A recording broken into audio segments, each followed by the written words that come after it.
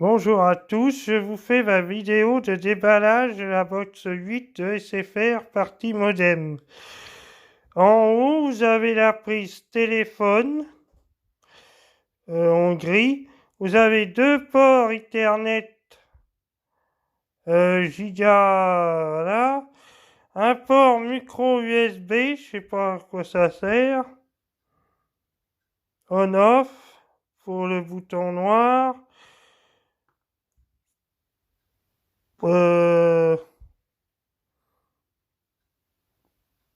Power pour le bouton de l'alimentation et PNO, ça doit être pour la fibre, je pense. Voilà pour les principaux ports de la box réseau.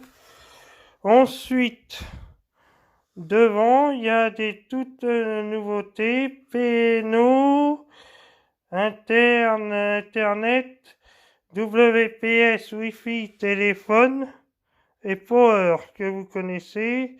Et WPS pour le bouton en bas pour la Wi-Fi automatique, plus le bouton Wi-Fi. Ça, on est OK. Je vais... Voilà.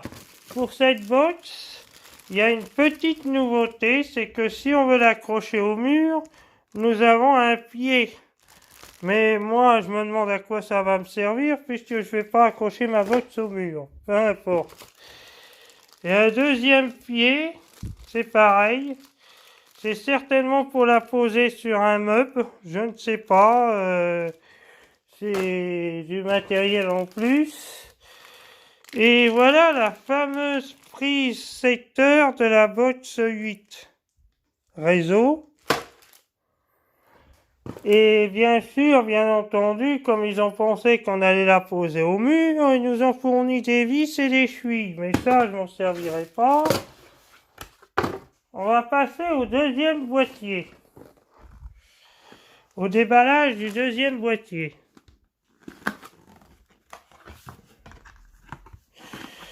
C'est une...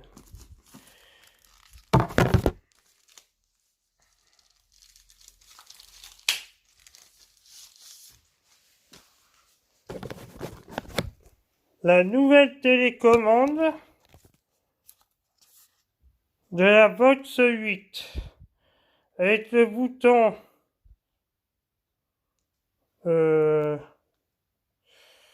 assistance vocale là à droite où j'ai mon doigt, le bouton OK, le bouton power pour allumer, TV, plus volume son, les chaînes. Les boutons que vous connaissez tous, 1, 2, 3, 4, 5, je vais pas vous les dire, c'est les boutons pour les chaînes.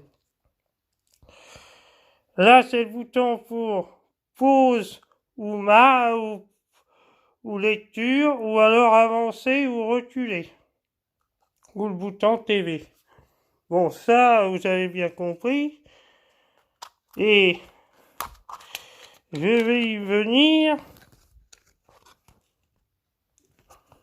Je vais y arriver. Cette télécommande, elle marche avec des piles classiques de télé. OK.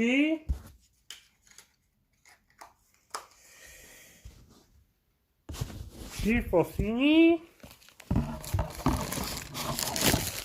Je continue. Je vais passer à la box.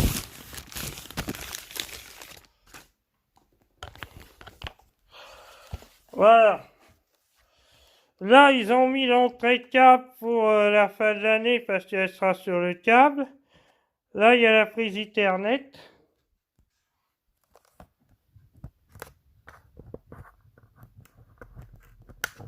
Et là, ils ont mis une carte micro USB, je sais pas à quoi ça sert.